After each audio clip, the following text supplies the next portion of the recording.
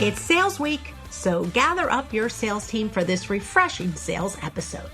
My guest today brings a very good reminder that the telephone is still an integral part of the sale, and it should be used as a gateway to persuade sales conversations. Stay tuned as our guest delivers an episode your whole sales team is going to enjoy here on the Fitness Business Podcast.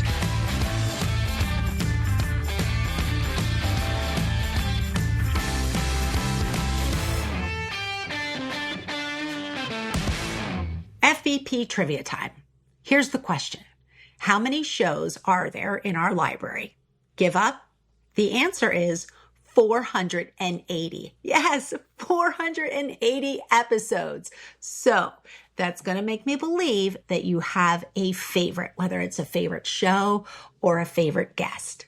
If you could make a post on your social media outlet and tag us, I can't wait to see which one is your favorite. Also, we are looking for a few more reviews on iTunes. So please, when you get a chance, head on over to iTunes and post a review for the Fitness Business Podcast.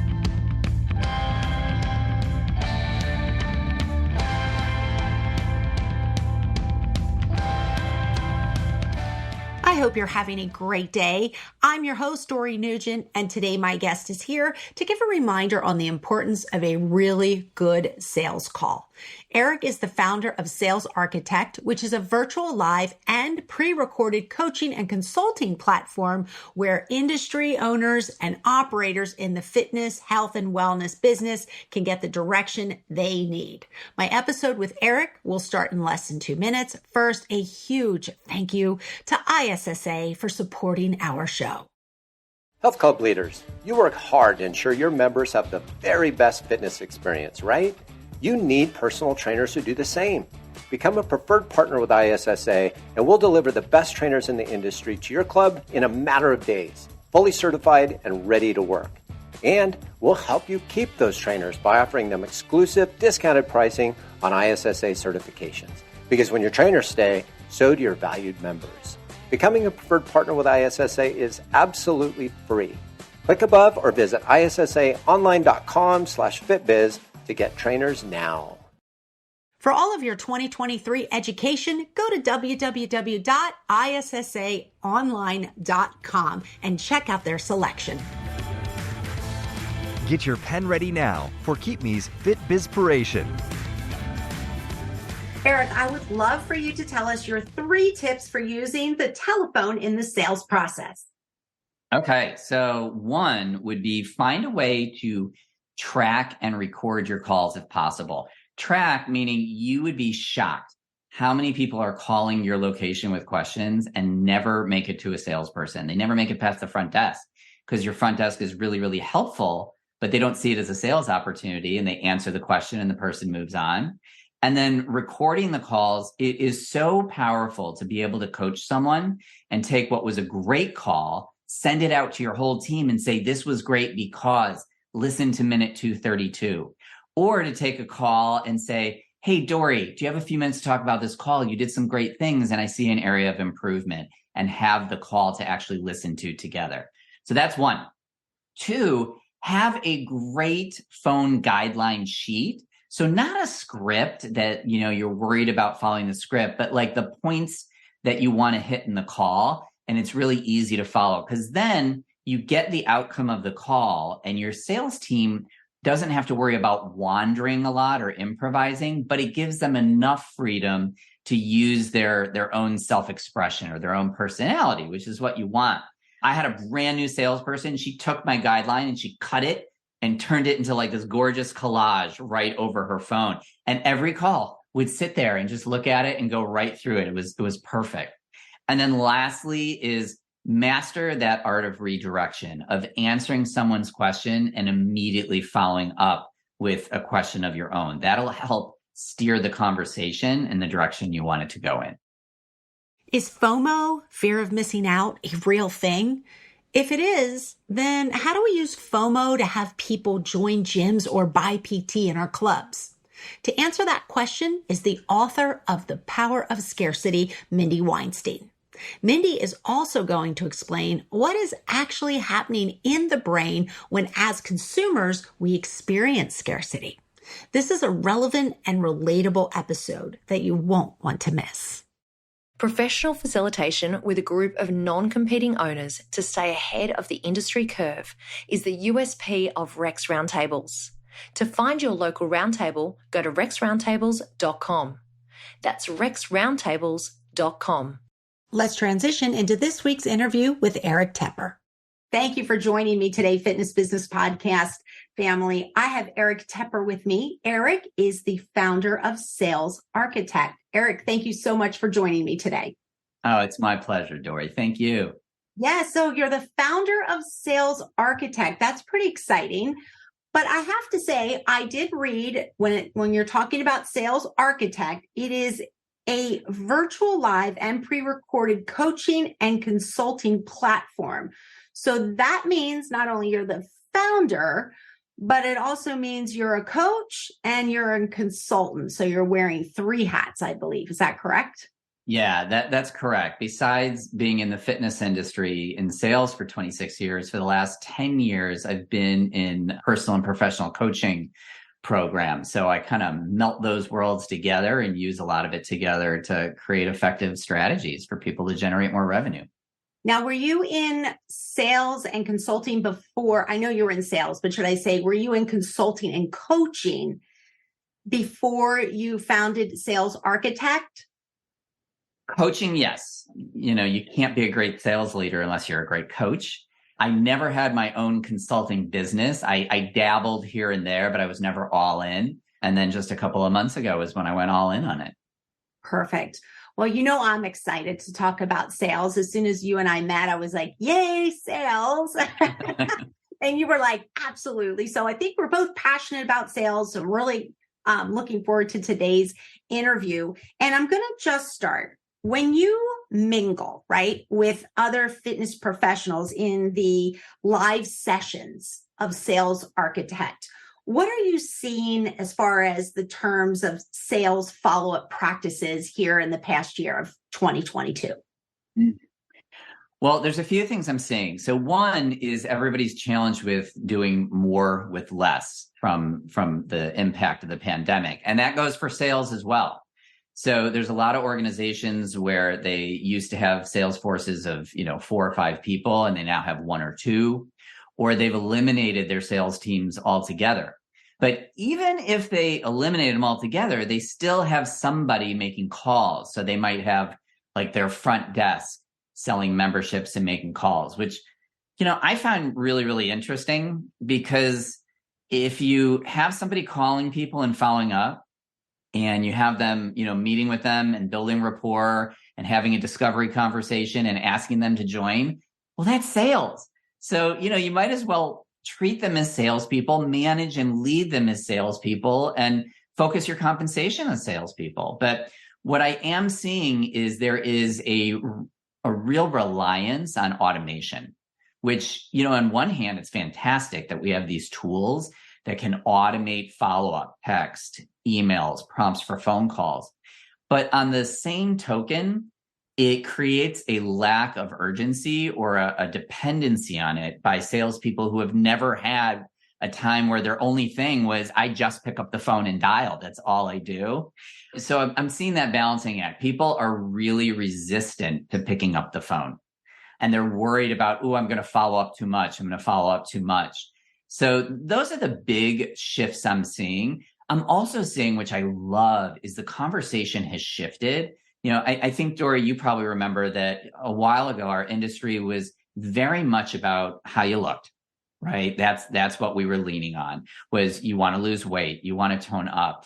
And now the conversation is so much deeper than that.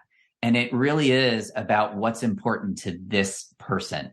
Right? Is it the mental well-being? Is it the self-esteem? Whatever it is, but it goes well beyond just, I want to look good in the jeans. Yeah. It's funny. We just wrapped up with our generations in the gym series, and we broke down the 4 generations, and we talked about what they wanted in fitness. And it's funny because my generation, it's kind of like what you said. I'm from the era of the Victoria's Secret model. Like that was, you just wanted You didn't care if their mental health was down the drain or whether they smoked 20 packs of cigarettes a day. You just wanted to look like them, and it has shifted. And, it's funny because you don't even really, there's not a focus put on the runway models quite as much. The era of, I'm going to date myself here, of Cindy Crawford and Christy Brinkley. And it has shifted more towards just be healthy in a mind sense. And, you don't have to be a size 2. Do you feel good about yourself? And yeah, I agree. Yeah. And are you healthy? Mm-hmm. Are you healthy? And that's, for me, all of that points to, you got to have a conversation, right? Because people don't come in the door and say, here's what I want. Here's what's important to me. It takes an empathetic conversation and a strategic conversation to have somebody trust you enough to share those things. Yeah. What do you see coming in 2023? What kind of changes do you see with sales? I can't say for sure. Okay. I think what's going to happen is the smart people in the industry, the smart business owners and operators, are going to evaluate, and they're going to look at the lost opportunity, right? So here's what it costs to have a sales team, like a fully dedicated sales team. And here's the kind of revenue I could expect out of it versus here's the revenue I'm getting doing things the way I'm doing them right now. But if you think about it, Dory, one of the great things about our business is it's a reoccurring revenue business, right? So when somebody says yes today, if their average length of stay is a year and they're paying you $100 a month, well, every single month, if we move the needle by just 10% by having salespeople with effective conversations, the money adds up really, really fast. And then, you talk about ancillary sales. Through automation, without having a powerful sales conversation, it's very hard to get somebody to spend $1,000 a month on training or on Pilates or nutrition or whatever it is, not to mention get referrals. So I think that there's going to be a really smart evaluation of, okay, I know now where I'm at. I need to have salespeople who are more sales minded and have a sales force, but how do I balance that with being fiscally responsible to my budget? Hey, when you say sales happen in conversations, what do you mean by that? Well, so if you think about, there's a data point that we've always pointed to in our industry, which is the 20-60-20 rule, right? I'm sure you know what it is, Dory. 20% of the people are going to say yes no matter what. 20% of the people are going to say no matter what. And then there's the 60% in the middle that are open to persuasion. And, if it's our job is to get the largest percentage of that 60% to move to a yes and to maximize the dollars per spend, well, that takes a conversation. It takes building rapport with somebody so they trust you, because people buy from people they like. It takes a good kind of empathetic questioning, a back and forth where it's comfortable, where they start opening up about what's important to them.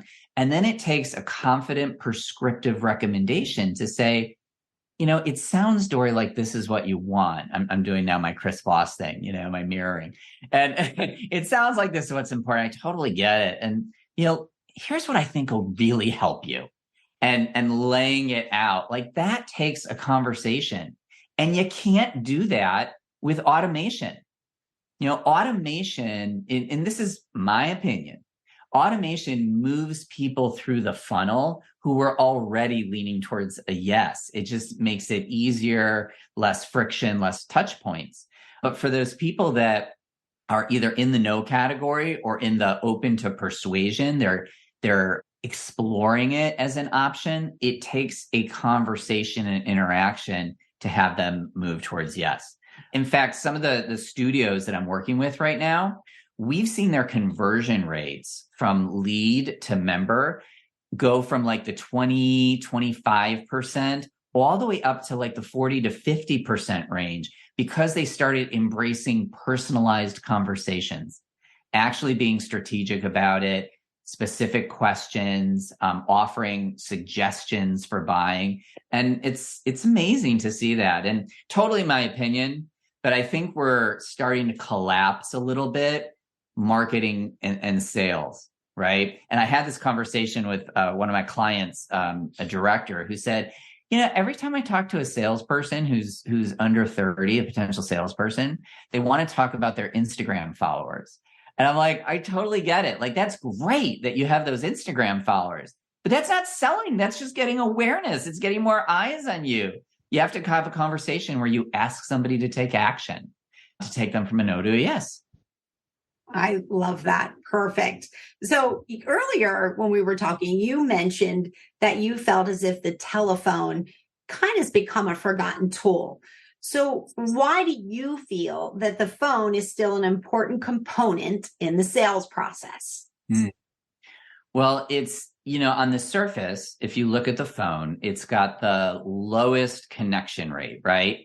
So your text is 80% read, your email is 20%, your phone is like 15% connection. However, it is really powerful when you do connect with somebody that it actually can sway them. Because if I send you a text story, you don't hear the tone in my voice. You don't see the look in my eye. I can't connect with you.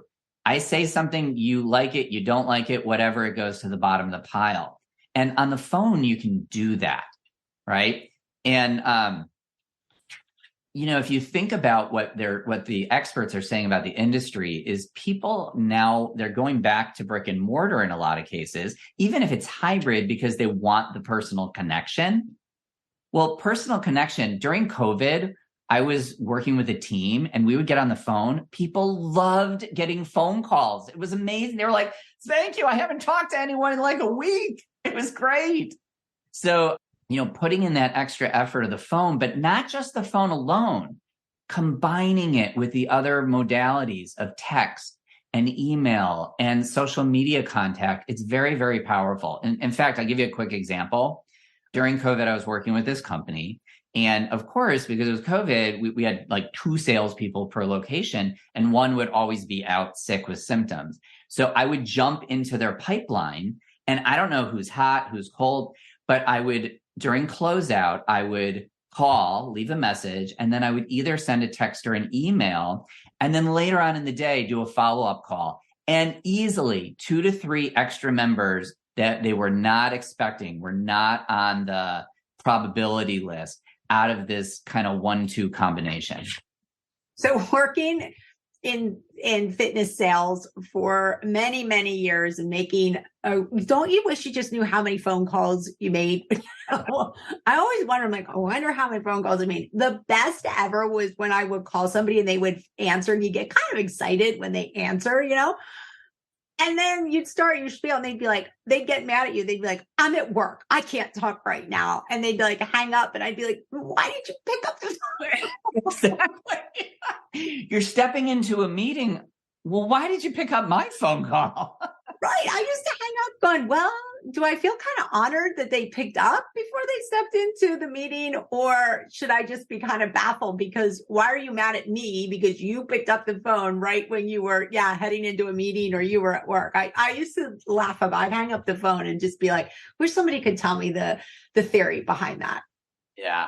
But what you're describing, Dory, is so great because that's that resilience, right? You didn't you're going to get, if you make 20 phone calls, you might only talk to 3 people and 1 out of the 3 will be like, I don't have time to talk to you. But it's like, okay, I'm not going to focus on those because those other 2 that I connect with are probably going to move forward. So that was a win at the end of the day. Any tips for a successful phone call once we finally get somebody on the line and will listen? Yeah. So I've got a few tips. Okay. 1, if you think about it, our goal is not just to book an appointment. Our goal is to book an appointment that is excited about showing up so that they're actually going to come in for an experience. Because if they're excited to come in, they're going to come in within 24 hours, and studies show if you book an appointment within 24 hours of when they called, they're like 10 times more likely to join that day. So the first one is be excited and be of service, right? So when I say be excited, I'm sure you've experienced this, Dory, where you get a sales call and they're like, hello, Dory, this is Eric from ABC Gym. Hi, I saw it. And I'm like, oh my God, you sound like you're at a funeral. I love when somebody connects. The way I love to greet them is I go, Dory, I'm so happy I got a hold of you. And immediately they're like, it shocks their brain because all day long it's been business, business, business. So you want to be excited. And 2, be of service. So if you're having a bad day and you're like, this doesn't work for me, not a problem, Dory. What's going to work for you? We have an agenda when we call somebody, and the spaces that you have to hit, but you don't want to be so attached to that agenda when they're obviously having a tough day that you're like, well, would it be better at 4 o'clock or 5? No, you want to engage with them and get, oh my God, it sounds like you're having a really bad day. It's, business aside, is everything okay? Making that human connection and being of service. 2 is you got to keep, if it's a call for membership rates or whatever that call is, keep it moving. You only have about 4 or 5 minutes of somebody's attention max. And what happens is if you leave a gap, most times they will go down a rabbit hole of asking a lot of financial questions. And then it becomes all about your price versus somebody else. So you want to keep it moving at a good tempo so that you consistently are asking questions and moving through the spaces of the call. 3 is master the redirect. And the redirect is when they ask a question, you answer it without going into a lot of detail and immediately ask a question. So like if you said, well, how much is your membership? And I said, great question, Dory. We have a few different options and it really depends on what's important to you. So what are the areas of the club that you're most interested in? Classes, strength training, right? So I'm answering it. Your brain is satisfied. And now you're forced to start thinking about, oh, this is what I'm really excited about. One more is the witch pitch on appointments. I've seen and heard so many salespeople, they'll say, when would be a good time for you to come in, Dory? And you might say, how about in January? But if I say, Dory, I've got an opening at, you get off of work at 4:30. I've got an opening at either 5:15 or 6:30. Which one works better for you? You're more likely to pick one of those. And then if you say, oh, tonight doesn't work, no problem. Were you thinking tomorrow morning or tomorrow afternoon? Right? And you just witch pitch your way and it makes it easy for them. And then, get them excited about the first visit. It's not a tour. Right? Nobody wants to come in for a tour. You want to come in like you're coming in, you're going to experience the club. We'll talk a little bit more about you. I'll show you around. If you want to take that yoga class, you can do that. And then I'll go over membership with you. We've got a great promotion right now. And if it works for you, we'll get you started. So it's an experience you're inviting them to. And make sure you invite them to bring a friend. That's left off of so many calls. But if I ask every single person, would you like to bring a friend with you? If 1 out of 10 says yes, that's an extra person that I'm selling to every month. And then the very last one, and then I'll shut up because I could go on and on, is if there is an opening for the sale and you do sales over the phone, ask for it. So, if you said to me, oh, I was there last month and I took a class and I meant to join, no problem. We've got a great promotion right now. Why don't we go ahead and get you started right now? And you can just sign the paperwork when you come in, right? Or they say, my friend has been, wanting me to go. My gym just closed. Go ahead and get the sale over the phone. So those are my top tips for the phone. Yeah, that's really good. And I really like the one about inviting a friend because, listen, we know that most people that walk through the doors, walking into the gym is a scary place for them. And maybe not scary, but they're nervous. I mean, really, anywhere you walk in for the first time, you're not sure where you're going. Do you go to the front desk? So sometimes when you have a friend, it just kind of makes it's a little more comforting, I would say. So yeah, it's like your wing person, right? Yeah. At a party. Yeah, you're a goose to the Maverick. That's right. I can't believe you went there. Okay. I show my age constantly on this podcast. Yes. Well, I got it, Dory. So I'm right with you. Well, I guess actually now that they released the new one, maybe, it does make me sound a little younger, but I blew that when I talked about Christy Brinkley and Cindy Crawford. Oh, Eric, well, listen, you and I, we could talk sales all day long, swap funny stories, things that happen, telephone conversations that have gone wrong. But, we are out of time. But I would like for you just to tell, I think you have a promotion for our FBP family, and I'd like for you to tell everybody about that. Yeah, absolutely. I love the FTB family. So, my platform, Sales Architect, which is jimsalesarchitect.com, if you use the discount code, I'm reading it, that's why I'm looking down, FitBizFriends, it will give you $40 off of your monthly subscription costs for as long as you're a member. So instead of the $219 a month, it's only $179 a month. It's like the revenue from one member, basically. Perfect. Well, you know what? We'll also put that in our show notes today, as well as your contact information, because sometimes our FBP family, they like to follow up with the guests. They might want to ask you more questions before committing. So FBP family, head to the show notes. I'll have Eric's contact information as well as that coupon code for you to use. Sound good, Eric?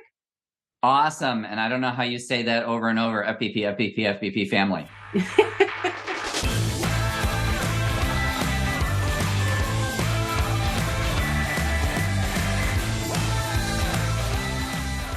Gotta love a good sales episode. I'm assuming you probably have a few questions for Eric, or maybe you'd like to learn more about the Sales Architect discount.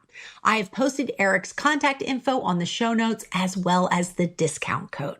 Head to www.fitnessbusinesspodcast.com for today's show notes. And while you're there, hit that subscribe button so you don't have to keep searching Google for the show notes. See, I'm here to make your life easier. In 30 seconds, I'll introduce you to next week's guests, Mindy Weinstein. G'day, it's JT here, and I was talking to Blair McCaney, the CEO of one of our sponsors, MX Metrics, the other day, and I gave him a hard time about his company's tagline, defeating mediocrity.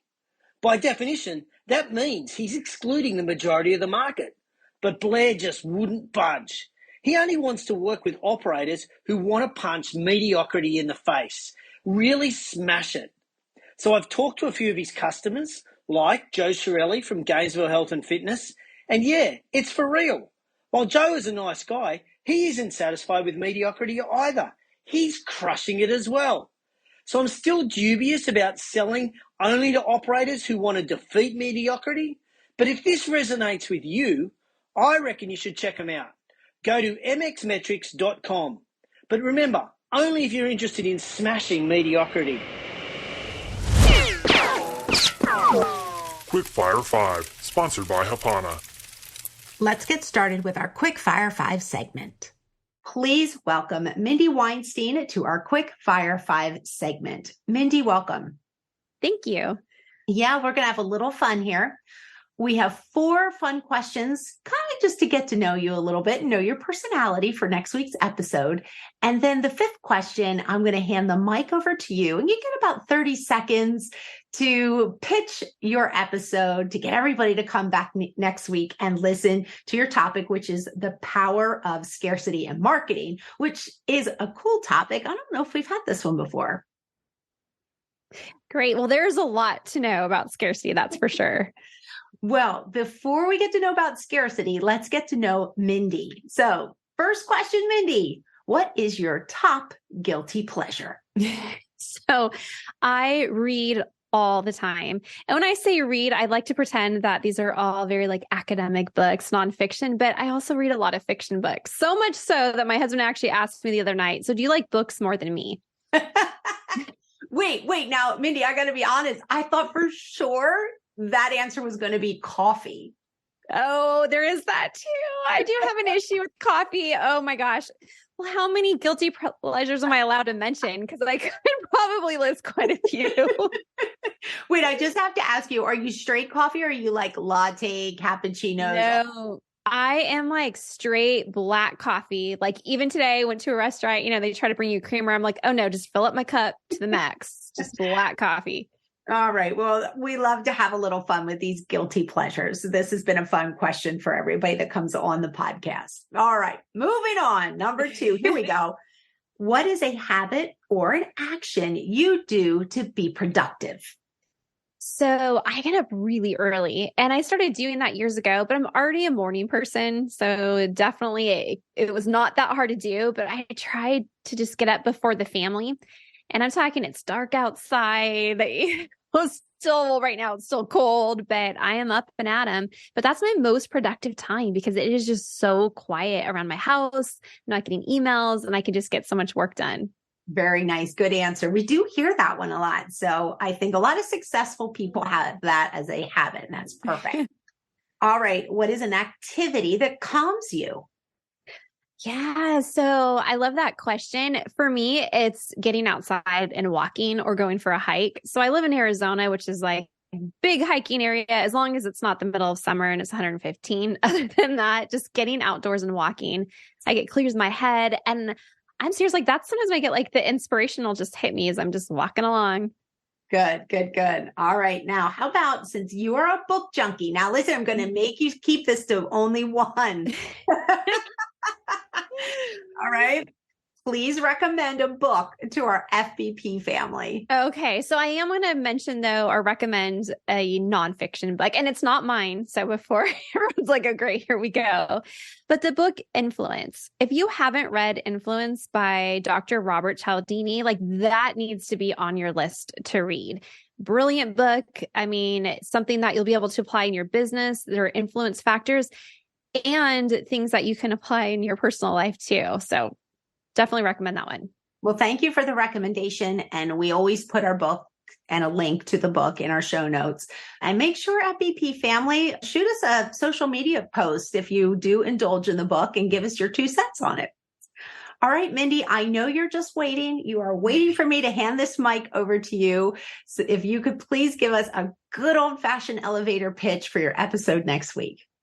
So during my episode, you are going to learn not only how scarcity is powerful and the why behind it, but actually how to implement it into your business in an easy way. The thing, and I'm only going to give you a little bit of information because you'll have to actually listen to the episode, but there are things that you can do that don't even cost you money where you're applying this principle that's going to get you more business, going to help grow your revenue.